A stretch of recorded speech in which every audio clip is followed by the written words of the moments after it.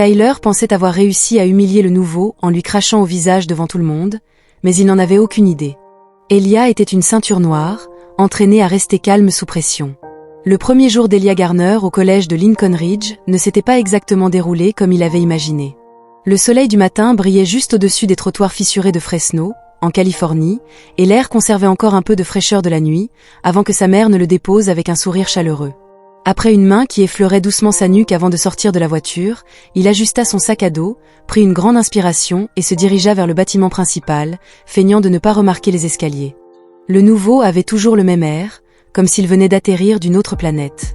L'endroit sentait le cirage, les pommes de terre trop cuites, les taux et les hormones adolescentes. Elia s'en fichait, il voulait juste rester invisible assez longtemps pour comprendre. Son professeur principal, Monsieur Langdon, était plutôt gentil, un grand homme aux tempes grisonnantes et aux manches retroussées jusqu'au coude, comme s'il enseignait depuis toujours. Il présenta Elia sans grande cérémonie. « Voici Elia Garner. Il vient de Bakersfield, et nous allons faire en sorte qu'il se sente le bienvenu. » Ensuite, il retourna à la prise de présence. Elia était assis au dernier rang, personne ne lui avait adressé la parole, personne ne lui avait passé un mot. Cela lui convenait, mais les écoles comme Lincoln Ridge avaient leurs propres règles tacites. Elia avait rapidement compris qu'il y avait des enfants bruyants, des enfants silencieux, des enfants invisibles, et puis il y avait des enfants comme Tyler Merrick. Tyler n'était pas du genre à rester assis sans rien faire. Il arpentait les couloirs comme s'ils avaient été construits pour lui, toujours en train de parler, toujours en train de rire assez fort pour que les autres l'entendent. Même si ses blagues n'étaient pas drôles, les gens riaient quand même, certains par peur, d'autres juste pour survivre. Elia l'avait aperçu pour la première fois au déjeuner, lundi. Tyler avait coupé la file comme si c'était son droit, puis s'était tourné vers la fille derrière lui pour faire une remarque sur l'odeur des nouveaux et le mauvais poisson de la cafétéria. Il avait fixé Elia directement en disant cela. Elia n'avait pas cligné des yeux, il avait simplement continué à avancer, les yeux rivés sur son plateau. Ce soir-là, chez lui, sa mère lui avait demandé comment s'était passée l'école, et il avait répondu que c'était bien tout en versant du riz dans son assiette. « Tu as rencontré quelqu'un » avait-elle demandé, mais il avait haussé les épaules. Elle l'avait regardé pendant un instant, plus longtemps qu'il ne l'aurait souhaité, puis avait souri et l'avait laissé partir. Mercredi, Elia avait trouvé son rythme, cartographiant les couloirs avec le moins de circulation possible. Il s'asseyait au bord des tables de groupe à la cafétéria, les écouteurs à moitié enfoncés, juste assez pour être laissé seul, mais pas au point de paraître impoli. Il gardait sa voix douce lorsque les professeurs l'appelaient, ne leur donnant jamais de raison de le regarder à deux fois, mais Tyler continuait à tourner en rond sur le terrain de basket. Elia avait croisé un groupe de garçons, dont Tyler. Et, regarde, avait dit Tyler assez fort pour que tout le monde l'entende, c'est Monsieur Muet. Quelques autres avaient ri.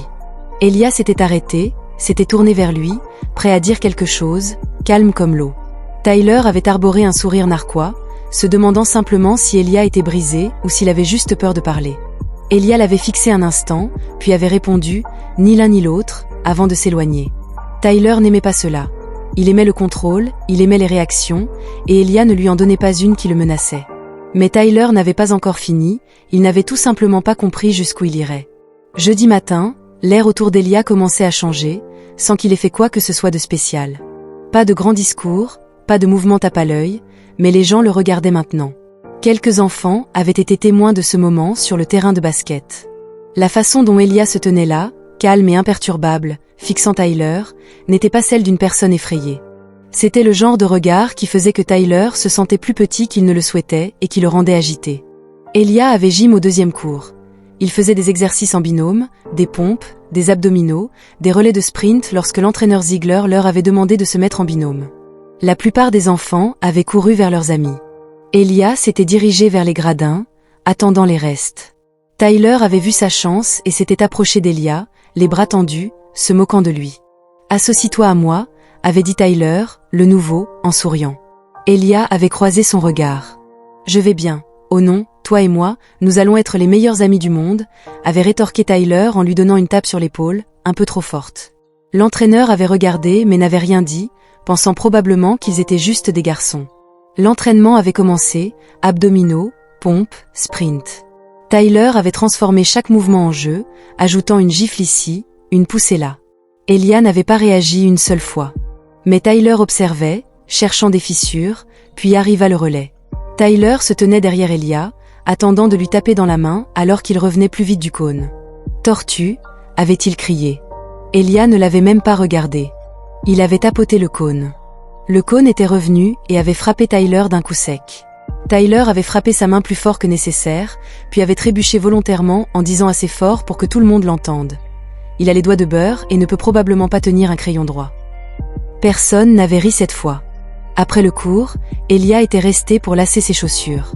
Tyler s'était attardé aussi. « Et Tyler, » avait dit Elia en levant les yeux, « tu agis comme si tu étais meilleur que tout le monde. » Elia avait cligné des yeux, puis avait ajouté, « Je ne parle pas quand je n'ai rien à dire.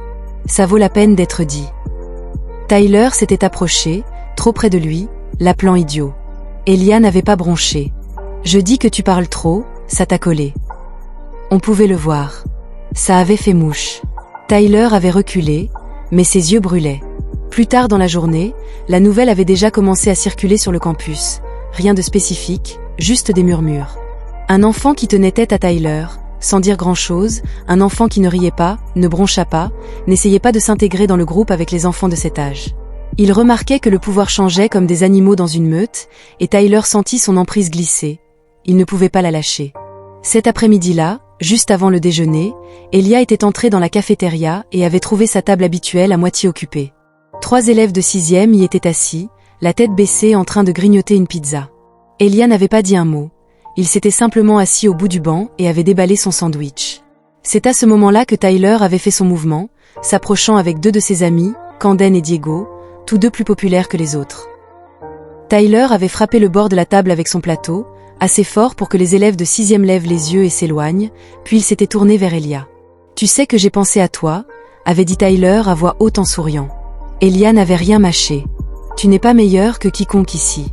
Juste parce que tu es silencieux ne te rend pas plus intelligent, plus cool ou plus fort. » Elia avait posé son sandwich. « Je n'ai jamais dit que je l'étais », avait rétorqué Tyler, se penchant, sa voix maintenant basse, « mais tu le penses. » Il y avait une pause, un de ces moments où tout semblait suspendu dans l'air comme une respiration retenue, puis Elia avait dit « Tu parles comme si tu essayais de te convaincre de quelque chose. » Tyler avait cligné des yeux, cela lui avait fait mal. Il avait redressé son sourire, ses doigts agrippant plus fort le plateau.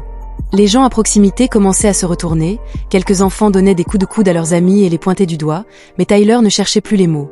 Il voulait le contrôle et il était sur le point d'aller trop loin. Jeudi midi, la cafétéria bourdonnait. Les fourchettes raclaient les plateaux en plastique, les baskets grinçaient sur le vieux carrelage, les voix rebondissaient sur les murs dans toutes les directions. Elia se tenait près du refroidisseur de lait, attendant son tour dans la file. Son plateau était vide mais sa tête était pleine.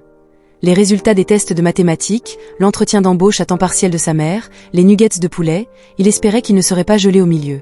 Derrière lui, il y eut une pause dans le bruit, une onde de silence trop petite pour être remarquée à moins d'y prêter attention. La voix de Tyler perça. Elia ne se retourna pas, il savait qui c'était. Il attrapa un lait au chocolat dans le refroidisseur et s'avança. « Et Tyler » répéta-t-il plus fort, « tu as de la cire dans les oreilles. » Elia tourna la tête à moitié. « Non, alors pourquoi m'ignores-tu » Le gamin devant Elia s'avança dans la file d'attente. Elia suivit, toujours calme, toujours silencieux. Tyler s'approcha juste derrière lui, se tenant trop près. Elia pouvait sentir son souffle. « Tu penses que tu es meilleur que moi ?» demanda Tyler cette fois. Non, même en faisant semblant de plaisanter, Elia n'avait pas répondu. « Tu as du culot, » dit Tyler, « viens ici avec ton silence en faisant comme si tu étais trop bien pour le reste d'entre nous. » Elia se retourna, son visage était illisible. « Tu fais beaucoup de bruit en ce moment, » dit-il, c'était ça, c'était la file. Le visage de Tyler avait changé. Il s'était avancé d'à peine un pied entre eux maintenant, sa main avait tremblé et pendant une seconde, on aurait dit qu'il allait pousser Elia, mais au lieu de cela, il cracha au visage d'Elia. Toute la cafétéria sembla geler, un plateau claqua quelque part en arrière-plan, les conversations s'arrêtèrent. Au milieu d'une phrase, on aurait pu entendre une mouche voler. Elia n'avait pas bougé. De la salive coulait sur sa joue chaude et dégoûtante, ses doigts s'étaient resserrés autour du bord de son plateau, pas de colère, juste de la retenue. Il mit la main dans sa poche, sortit une serviette et s'essuya le visage. Un mouvement lent et délibéré, puis il regarda Tyler dans les yeux et ce regard calme, concentré, contrôlé secoua quelque chose dans l'air. Tyler fit un demi-pas en arrière, juste assez pour que la plupart des gens le remarquent, mais Elia fit comme si un professeur se tenait de l'autre côté de la cafétéria en train de parler à un autre membre du personnel qui n'avait pas vu. Les enfants l'avaient vu cependant. une douzaine de téléphones flottaient juste assez bas pour ne pas se faire prendre. Tyler commença à craquer, déplaçant sa bravade. Il marmonna « Ouais, je pensais » en se tournant pour s'éloigner, mais Elia parla à voix basse et dit « Ne me touche plus ». Tyler se retourna, le visage rouge maintenant. « Ou quoi, tu ne veux pas savoir ?» Elia répondit sans élever la voix. Camden, se tenant à quelques mètres en arrière, murmura « Yo chill ». Tyler se tourna vers lui. « Il m'a juste menacé. » Elia secoua la tête. « Je ne t'ai pas menacé, je t'ai prévenu. C'était encore ce ton contrôlé, mesuré. » Mais il y avait quelque chose en dessous, comme un verrou retenant une tempête. Tyler ne l'avait pas compris, pas encore, mais il était sur le point de. Les enfants qui regardaient avaient vu et ne regardaient plus Elia de la même manière. Pas de cris, pas de points, juste ce calme constant qui secoua Tyler d'une manière qu'il ne comprenait pas. Mais Tyler était allé trop loin et la prochaine fois, Elia ne se contenterait pas de s'essuyer le visage. Vendredi arriva vite. Elia entra à l'école comme si de rien n'était. Même sweat à capuche, même pas tranquille, même place dans la file d'attente de la cafétéria, mais rien n'était plus pareil. L'histoire avait circulé, craché au visage, aucune réaction. Une phrase et Tyler recula. Toute la 5e bourdonnait à voix basse. Quelques élèves de 4e en parlaient aussi. Certains enfants laissaient plus d'espace à Elia lorsqu'il passait. D'autres le regardaient un peu plus longtemps que d'habitude, chuchotant derrière leurs mains. Il s'en fichait, il n'était pas là pour impressionner qui que ce soit, il voulait juste manger son déjeuner et passer la journée. Tyler pensait qu'il s'effondrait. Il avait passé toute la nuit de jeudi à rejouer ce moment. La façon dont Elia le regardait, comme s'il n'avait pas peur, comme s'il n'avait même pas besoin de répondre. Cela fit dresser les cheveux sur la tête de Tyler. Personne ne l'avait jamais fait se sentir aussi petit dans son monde. On ne laissait pas passer ce genre de choses. Le respect ne se méritait pas. Il était pris, alors Tyler s'était présenté à l'école vendredi avec une dent contre lui et quelque chose à prouver au déjeuner qu'il n'avait pas attendu. Il marcha droit vers Elia qui était assis au bord d'une table en train de manger un sandwich à la dinde et des tranches de pommes, seul. « Et » dit Tyler. Elia ne leva pas les yeux. « Ne fais pas ça. » Un mot ferme et définitif. La voix de Tyler s'éleva. « Quel est ton problème, mec ? Tu penses que tu es dur maintenant parce que tu m'as fait passer pour un mauvais. » Hier, Elia leva les yeux, calme à nouveau. « Tu t'es fait passer pour un mauvais. » C'était cela. Tyler tendit la main et poussa Elia avec force. La table trembla. Les tranches de pommes roulèrent sur le sol. Une brique de lait se renversa et dégoulina sur le bord. Quelques enfants se levèrent, tandis que d'autres retinrent leur souffle. Les téléphones étaient de nouveau éteints. Elia trébucha légèrement en arrière, se rattrapa et resta immobile pendant un moment. Il demeura complètement figé. Pas en colère. Pas effrayé. Juste immobile. Puis, lentement, il avança. Un pas. Puis un autre. Tyler, nerveux, rit en essayant de poursuivre son acte. « Qu'est-ce que tu vas me faire ?» Elia ne répondit rien. Tyler frappa à nouveau. Ce n'était pas un coup de poing, juste une autre poussée, plus forte cette fois. Elia bougea, fluide, rapide, contrôlé. Son bras se leva, attrapant le poignet de Tyler avant qu'il ne puisse atterrir. Il fit un pas, déplaça son corps sur le côté et, dans un mouvement fluide, il utilisa le poids de Tyler pour le faire perdre l'équilibre. Tyler trébucha et tomba sur le dos. Le plateau glissa sur le sol. Des halètements résonnèrent dans la pièce. Elia ne s'avança pas vers lui. Il ne lança pas de coup de poing. Il resta juste là. Un enfant murmura « Ouah, tu as vu ça ?» La mâchoire de Camden tomba. Ce n'était pas normal. Tyler s'assit, le visage humilié, la chemise rouge tachée de lait, les yeux courant partout comme un animal sauvage piégé dans une cage. Elia ne dit rien, car il n'en avait pas besoin. Et ce silence, cette présence constante, pesait plus que 1000 mots. L'entraîneur Reyes, l'assistant du professeur d'éducation physique, arriva en courant de l'autre côté de la pièce. « Que se passe-t-il » aboya-t-il. Personne ne répondit. Camden s'avança. Tyler commença à parler.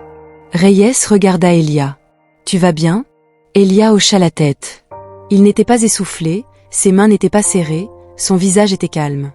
Reyes se tourna vers Tyler, toujours au sol. « Lève-toi, parlons-en. » Mais Elia ramassa son plateau, attrapa les tranches de pommes sur le sol, les jeta à la poubelle et sortit de la cafétéria sans se retourner. Ce qu'Elia ne savait pas encore, c'était à quel point ce moment allait tout changer. Tyler ne se présenta pas à la 5e heure. On disait qu'il avait été emmené dans le bureau du directeur avec l'entraîneur Reyes et sa mère en haut-parleur. Certains enfants affirmaient qu'il pleurait, d'autres qu'il criait. Quoi qu'il en soit, il ne revint pas pour le reste de la journée. Elia resta assis pendant le cours comme d'habitude.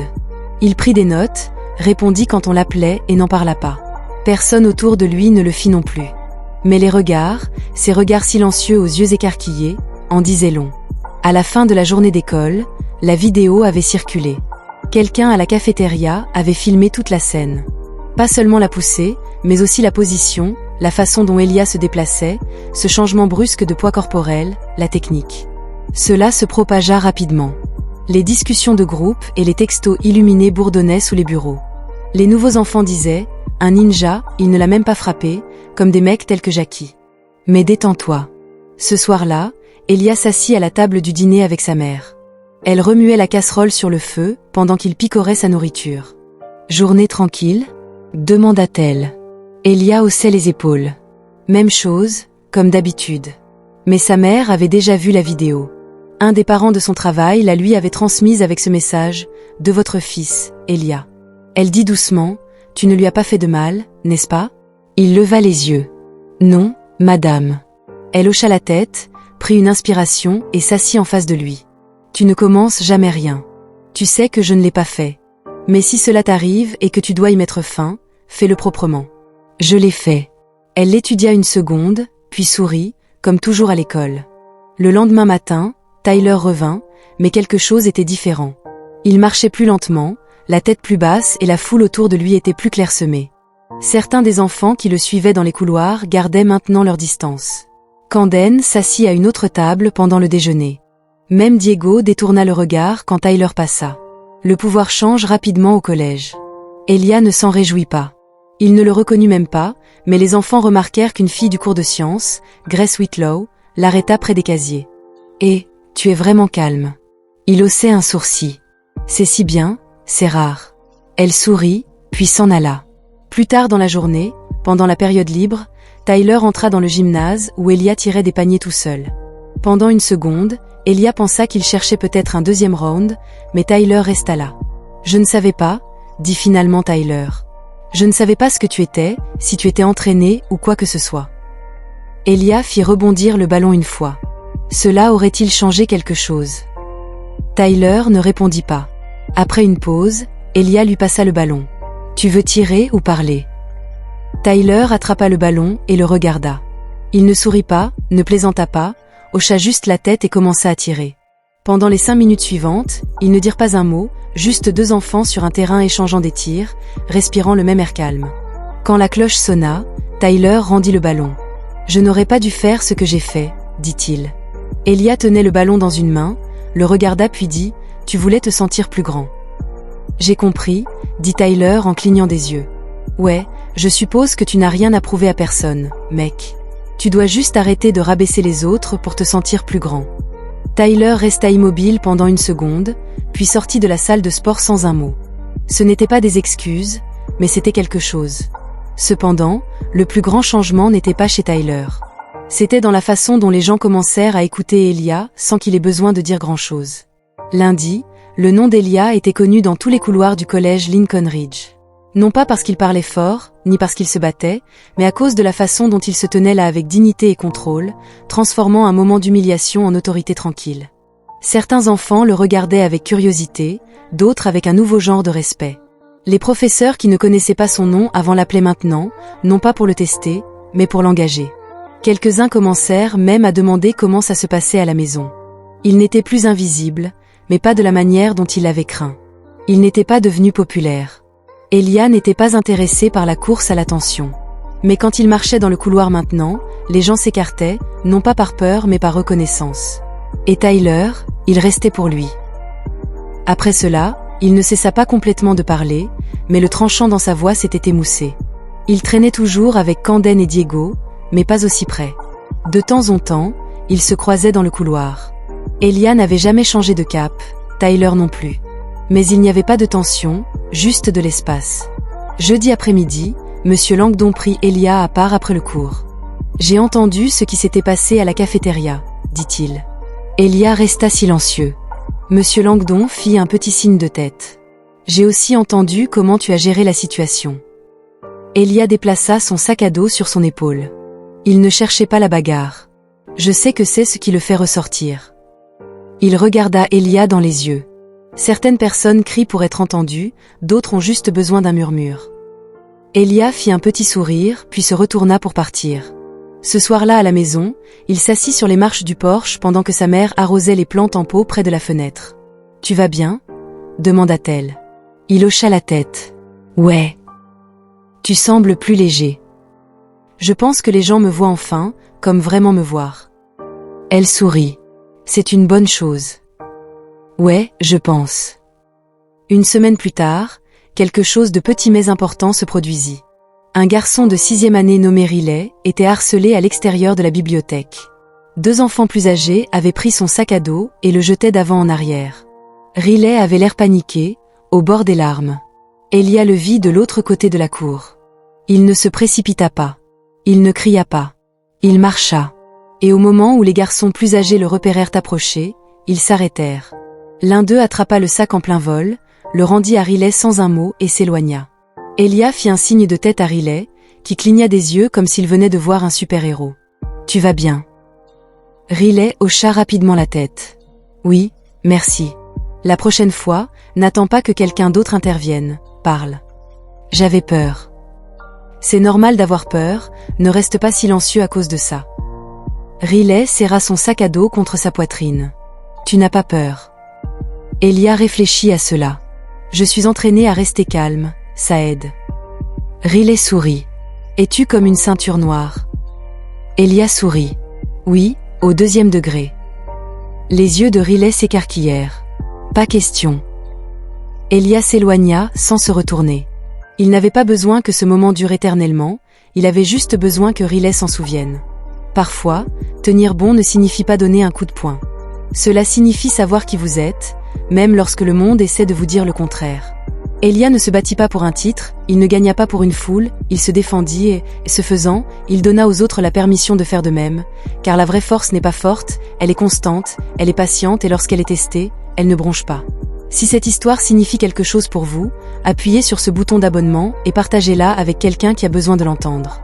Des histoires comme celle d'Elia sont importantes car elles nous rappellent que c'est le caractère et non le volume qui définit une personne.